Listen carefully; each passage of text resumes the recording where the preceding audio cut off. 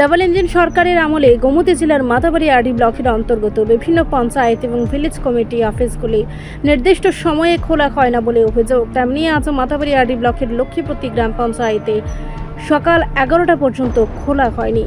পরবর্তী সময়ে জানা যায়, আজ বিরোধী দল সিপিআইএম পঞ্চায়েত স্তরের বিভিন্ন সমস্যা আদি নিয়ে পঞ্চায়েত সচিবের মাধ্যমে সরকারের দৃষ্টি আকর্ষণ করার কথা।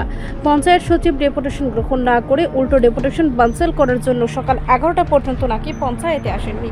পরবর্তী সময়ে সিপিআইএম দলের তরফ থেকে অভিযোগ জানানো হয়। এই ঘটনাকে ঘিরে একদিকে সরকারি অফিসগুলোতে যেমন কর্মসংস্কৃতি লাঠি উঠেছে, তেমনি আজকের এই পঞ্চায়েত সচিবের ঘটনাকে ঘিরে চাঞ্চল্য ছড়িয়ে পড়েছে লক্ষ্মীপতি গ্রাম পঞ্চায়েত এলাকায় বলে জানা যায়। এটা দুর্ভাগ্যের বিষয়, কারণ আমরা লক্ষ্মীপতি পঞ্চায়েত সচিবকে বারবার বলা হয়েছে, পঞ্চায়েত সচিব নিজে আমাদের তারিখ দিয়েছে।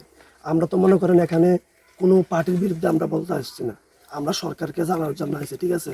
তো মনে করেন সরকারের প্রতিনিধি হিসেবে পঞ্চায়েত সচিব, কিন্তু পঞ্চায়েত সচিব এখানে আজকে পঞ্চায়েতটা বদ্ধ করে রাখছে, ঠিক আছে। তার দরকার আসতো আমরা জানানের, ইনফর্ম করানোর, কিন্তু কোনো ইনফর্ম করা হয়েছে না। তাইলে আমরা এটা স্পষ্ট করেন সামা আগামী দিন কী করে তাহলে পঞ্চায়েতটা আজকে ভদ্র রাখলো।